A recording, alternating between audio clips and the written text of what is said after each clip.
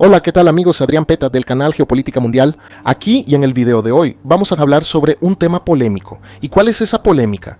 Un informe que salió de la Range Corporation hablando sobre la relación entre Estados Unidos y China. Y fue muy polémica porque básicamente elaboró ahí. ¿Cuáles son los planes de Estados Unidos respecto a China en los próximos años? ¿Qué es Range Corporation? La Range Corporation es un think tank estadounidense. ¿Y qué es un think tank estadounidense o un think tank? Porque no existen solo en Estados Unidos. THINK es una agencia de investigación que elabora estrategias y planes para los gobiernos. Cada país tiene sus think tanks que realizan investigaciones para ayudar a los gobiernos a enfrentar nuevas amenazas. Puede ser privada o pública. Range Corporation es privada. Está formada por exagentes de la CIA y jubilados del Departamento de Estado y Defensa. No solo exagentes y jubilados de la CIA, también quienes siguen activos y trabajando ahí. Entonces, si quieres saber cuáles serán los próximos pasos de la política exterior estadounidense, por ejemplo, le echas un vistazo a la Range Corporation, ¿verdad? Para conocer su planificación para los próximos años. No es que lo vayan a seguir al pie de la letra, pero al menos ahí tienes una brújula de lo que van a priorizar, la dirección que van a tomar, así que es bastante interesante. Pero ese informe fue muy polémico, tan polémico que lo quitaron del aire. Quien lo descargó, quien no lo descargó se fregó, ¿verdad? Y no se puede ver más, pero no, porque yo fui una de las pocas personas, ¿verdad? Porque lo quitaron en pocas horas, porque recibieron una lluvia de críticas, ¿verdad? Entonces, ¿quién lo descargó? Lo consiguió. Pero yo logré descargarlo y voy a subir el archivo de ese informe al GitHub del canal. ¿Sabías que el canal tiene un GitHub, verdad? Si quieres ver los mapas exclusivos que hago aquí para el canal, que hago específicamente para ilustrar mis ideas. Revisa también algunas tablas y gráficos.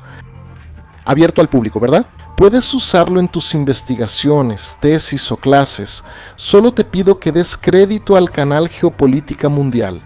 Pero voy a poner ese informe ahí para que todos lo vean, porque puede que en el futuro pongan otra versión ya censurada o algo así, ¿verdad? Entonces, por si acaso, voy a poner ese informe ahí de forma íntegra. ¿Está bien? Y lo vamos a ver con detalles porque es muy importante, ya que básicamente muestra cuáles serán los próximos pasos de la política estadounidense en relación con China. Mi nombre es Adrián Peta, este es el canal Geopolítica Mundial. No olvides suscribirte a este canal, que es prácticamente un culto oscuro en el mundo de YouTube, ¿de acuerdo?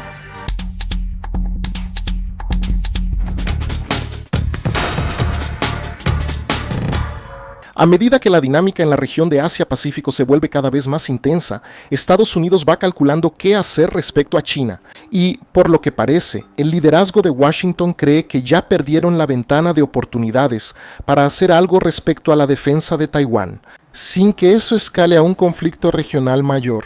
Y muy probablemente creen que serían derrotados en ese contexto. Así, el informe de la corporación Range, de enorme influencia entre bastidores en el Departamento de Estado de los Estados Unidos, empezó a ver esa realidad y, más que eso, empezó a planear qué hacer en una situación post-Taiwán. En general, ellos sostienen que detener un ataque chino a Taiwán sería el eje central de la planificación de seguridad de Estados Unidos y sus aliados, de manera que combinaran una revisión doctrinaria, asociaciones a largo plazo y juegos de guerra como instrumentos económicos, más específicamente con el objetivo de imponer sanciones.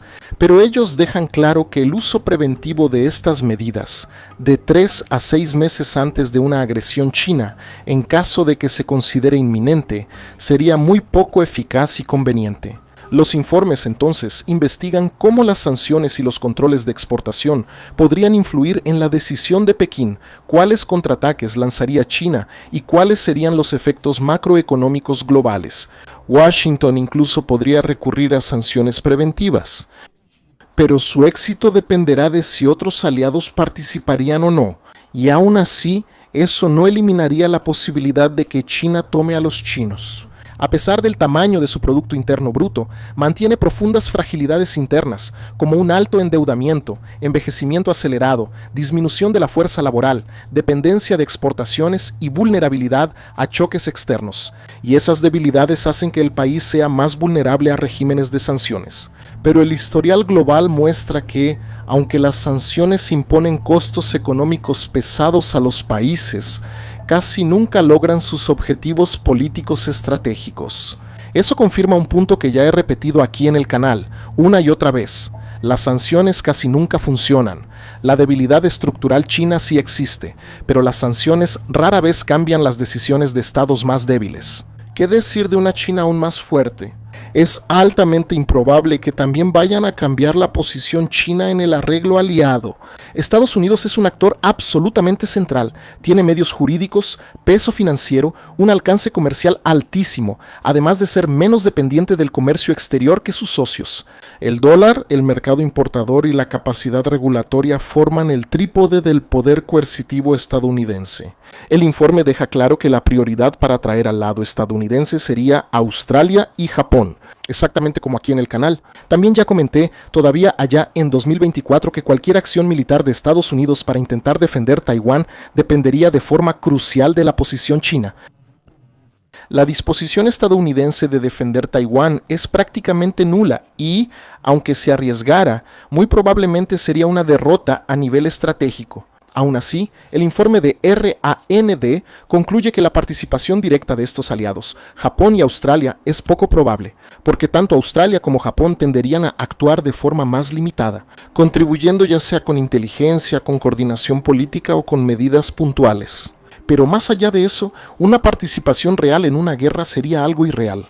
En cuanto al cálculo de Pekín, las sanciones preventivas solo podrían tener efecto en condiciones muy específicas, si fueran limitadas y punitivas, y si la élite y la opinión pública china estuvieran divididas. Si el crecimiento económico aún fuera una prioridad estratégica, y si la coalición de países que impondría las sanciones fuera amplia y coherente, tal vez eso podría desincentivar, pero dependería de ellos mismos, los chinos. En ese caso, China tomaría represalias de manera simétrica, por ejemplo, restringiendo las exportaciones de insumos intermedios, al mismo tiempo que buscaría desescalar sin perder prestigio interno. Sin embargo, si el liderazgo ya hubiera decidido políticamente llevar a cabo una operación militar a gran escala, las sanciones tendrían un efecto casi nulo. No detendrían la invasión, solo degradarían su campaña militar, pero no lo suficiente como para impedir que sucediera. Y además, solo afectaría de manera limitada la parte financiera y sus mercados, con el propio gobierno chino, reduciendo el peso del crecimiento económico en la jerarquía de las prioridades nacionales. Estados Unidos ya viene preparando el terreno para dificultar una futura operación china contra Taiwán. Desde el gobierno de Trump y más aún con Biden, los controles de exportación y sanciones tecnológicas buscaron limitar las capacidades militares chinas a largo plazo. La exportación a China de semiconductores avanzados, inteligencia artificial y componentes críticos está restringida. Ellos alimentan la inteligencia de señales, la capacidad de guerra electrónica, la capacidad de sus radares, la capacidad de su interferencia, su logística automatizada, la toma de decisiones acelerada, simulaciones de armas hipersónicas, proyectos nucleares y de modelado en el campo de batalla. Se trata de una campaña previa para intentar debilitar estructuralmente a los chinos, pero hasta ahora no han dado resultados. Esto nos lleva a una pregunta. Si la inteligencia de Estados Unidos detectara con alta confianza una invasión china a Taiwán de forma inminente, como sucedió con Rusia, para Ucrania habría un paquete de sanciones preventivas, como ocurrió con la información anticipada sobre los rusos en 2022, y el informe afirma que sí, Washington probablemente aplicaría sanciones preventivas, pero sin ninguna garantía de implementación, es decir, de éxito. Sin embargo, incluso si se aplicaran, su eficacia dependerá del contexto político en el momento en que eso ocurra, y también del grado de cohesión de la coalición aliada de los Estados Unidos, algo que históricamente es inestable. Los aliados estadounidenses difícilmente se adhieren sin una presión directa y con un liderazgo asertivo de los Estados Unidos. El problema central se muestra de forma muy clara. Enfrentar a China se volvió una prioridad estratégica para los Estados Unidos y sus aliados, haciendo que las sanciones sean parte integral del paquete de disuasión. Pero la experiencia de 2022 contra Rusia mostró que las sanciones no impidieron que Rusia invadiera Ucrania. y aunque causaron cierto sufrimiento económico, fracasaron en cambiar las decisiones estratégicas en el Kremlin y, crucialmente, terminaron dañando mucho más a las economías europeas que a la economía rusa. Y aquí está el punto decisivo, porque aplicar esto contra China sería incomparablemente más difícil por tres razones combinadas: el tamaño económico de China y su profundo entrelazamiento con las cadenas globales, y el hecho de que Pekín ya se está preparando activamente para enfrentar ese escenario de sanciones. El informe es bastante claro. Australia depende en gran medida de China para mantener su economía, tiende a apoyar políticamente a Estados Unidos, pero dudaría en sumarse a sanciones severas, excepto si los australianos percibieran que esto podría convertirse en una amenaza existencial, pero una quiebra de la economía china inevitablemente llevaría al colapso económico de Australia. ¿Una intervención australiana sería solo simbólica o se enfocaría únicamente en el área de inteligencia? Por otro lado, Japón, que tiene la capacidad técnica e institucional para sancionar rápidamente a los chinos, enfrentaría un dilema mucho más complicado. Millones de japoneses y miles de empresas están profundamente instalados en China. Y, además, sería muy difícil justificar acciones que pusieran a los ciudadanos japoneses y sus activos en riesgo directo de represalias. El Reino Unido podría unirse al bloque de Estados Unidos, aunque su postura sobre Taiwán es ambigua, porque Londres actuaría solo dentro de un bloque de países que apoyaran eso a gran escala, e incluso si contaran con la adhesión de muchos países, los efectos económicos estimados serían relativamente modestos para los chinos. Eso se debe a que el informe proyecta impactos solo a largo plazo, con la capacidad de reducir el Producto Interno Bruto chino en solo un 1% al año, en escenarios más amplios. Con la coalición occidental completa, el daño podría llegar al 2.5% del Producto Interno Bruto anual. Para los Estados Unidos, la caída en el Producto Interno Bruto sería de 0.5%. O sea, ellos incluso pueden absorberlo y podría caer aún menos si los socios participan de manera coordinada. O sea, todo el aparato de coerción, controles y bloqueos, incluso con una amplia coalición, causa daños relativamente pequeños a los chinos, de 1 a 2.5 y de 0.5 para los Estados Unidos. Para detener una operación militar que Pekín ya hubiera decidido realizar, es obvio que eso sería insuficiente. La utilidad real no estaría en disuadir la invasión, sino en degradar la capacidad china de mantener operaciones prolongadas. Sin embargo, el escenario de Taiwán no permite el envío continuo de armas allá, como sucedió en Ucrania. Cualquier régimen de sanciones o restricciones económicas de Estados Unidos contra China necesariamente vendrá acompañado de contramedidas chinas, es decir, alguna represalia china. Esos costos deben incorporarse en el cálculo político estadounidense. Esa vulnerabilidad se debe en parte a que China es uno de los principales proveedores industriales del mundo, con productos y componentes chinos presentes en las cadenas de suministro de artículos de defensa estadounidenses, una dependencia que el propio Departamento de Defensa ya ha reconocido.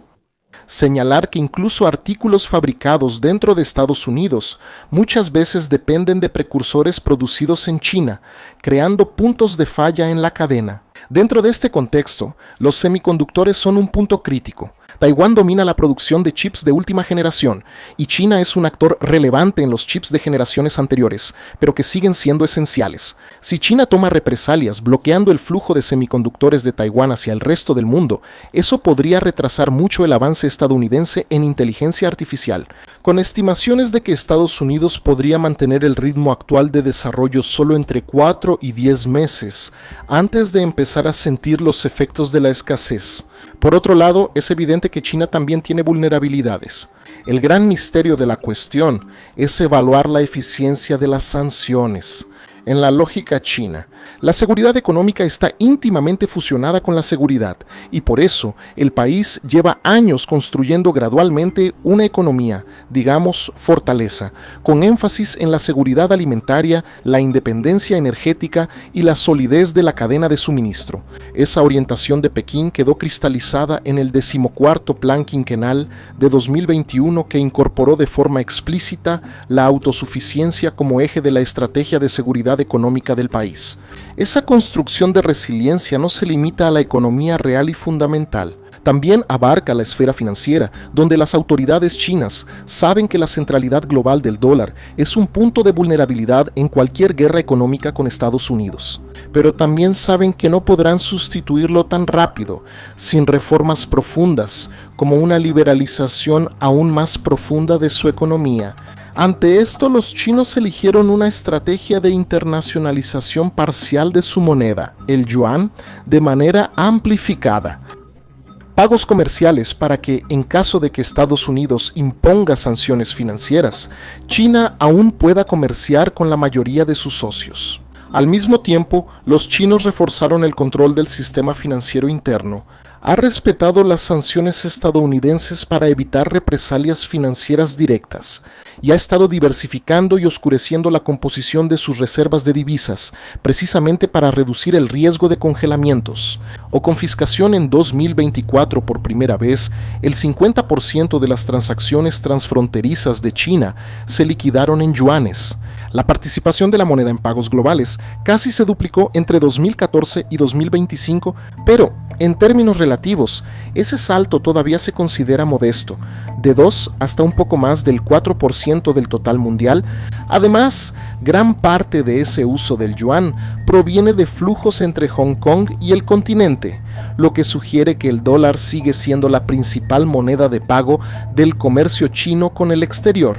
El informe deja claro que Estados Unidos ya no puede impedir la pérdida de Taiwán, aunque menciona que Estados Unidos no debe aceptar esto de forma gratuita, si Taiwán está definido como un objetivo existencial. Para el Partido Comunista Chino, ninguna medida económica va a cambiar el resultado si el ataque es una decisión estratégica previa del Partido Comunista. Occidente no tiene medios económicos capaces de alterar eso y, muy probablemente, Estados Unidos estará casi solo en esa fase crítica, haciendo que el impacto sea aún más inútil, porque por lo que todo indica, China se está preparando justamente para soportar el escenario de ruptura que una guerra por Taiwán podría exigir.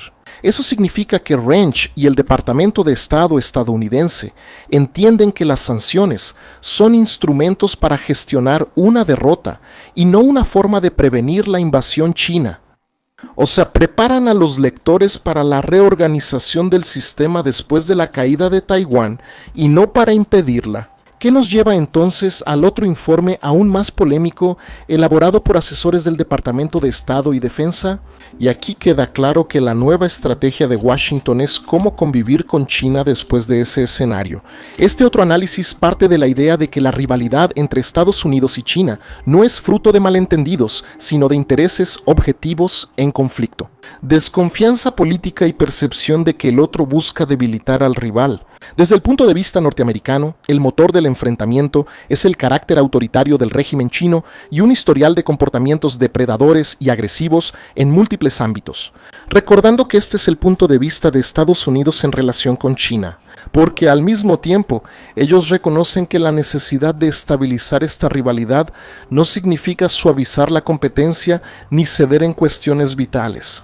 China persigue objetivos claramente contrarios a los intereses de Estados Unidos. Busca la primacía en ciencia y tecnología en sectores críticos. La tarea estadounidense sería entonces doble: contener las ambiciones más peligrosas de China y proteger sus propios intereses, pero evitando que el choque escale a ciclos de tensiones extremas.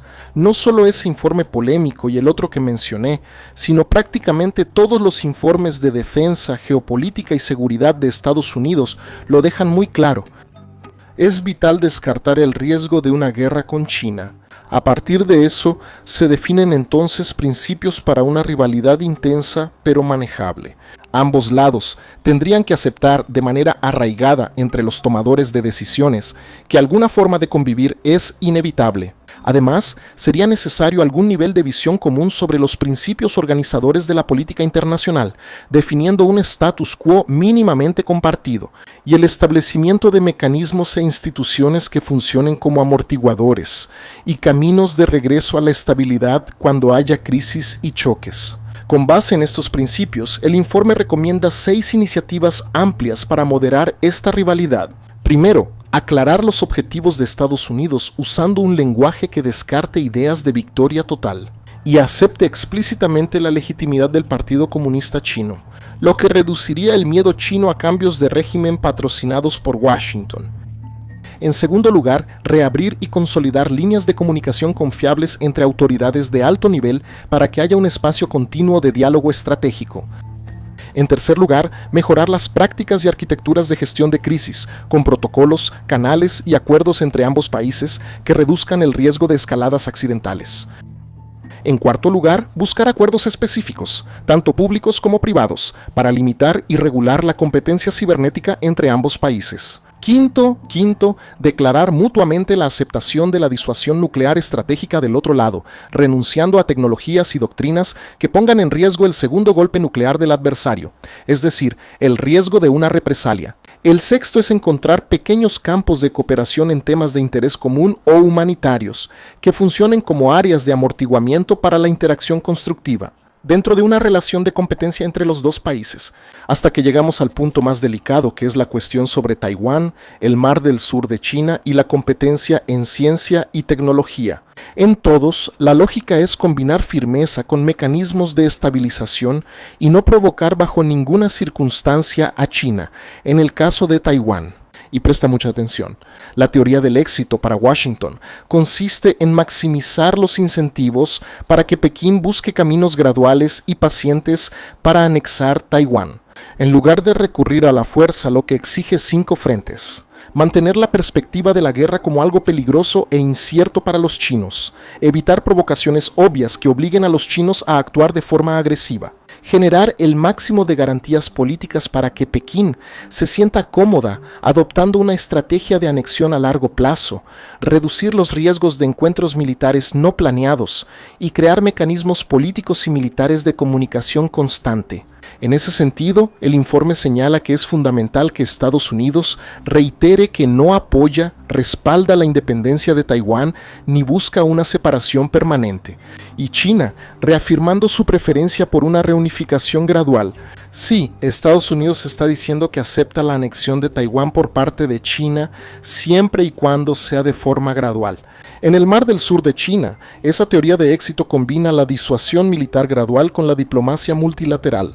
Eso significa 4 objetivos principales: impedir que cualquier actor regional recurra a la agresión directa para imponer sus reclamaciones, desalentar a otros reclamantes del mar del sur de China de tomar iniciativas simbólicas o puntuales que provoquen a los chinos a responder de manera más dura, iniciar nuevos procesos diplomáticos, multilaterales y bilaterales que establezcan el camino para una resolución de disputas, y crear organismos cooperativos para tratar amenazas comunes. Y por último, lograr mayor apoyo internacional al principio de que usar la fuerza para resolver disputas territoriales es inaceptable. Y por último, en la competencia en ciencia y tecnología, la teoría del éxito de Washington intentará administrar los aspectos más peligrosos de las tecnologías emergentes para la seguridad mutua y para la propia estabilidad de la rivalidad, al mismo tiempo retrocediendo de los esfuerzos más extremos de sabotaje al avance tecnológico. Del lado chino, el enfoque sugerido es identificar y disminuir los usos competitivos más arriesgados de las nuevas tecnologías, combinando disuasión y acuerdos bilaterales. Definitivamente definir límites mutuos, acciones destinadas a frenar el progreso científico del rival y encontrar áreas limitadas de colaboración no amenazante, incluso para hacer frente a los riesgos globales.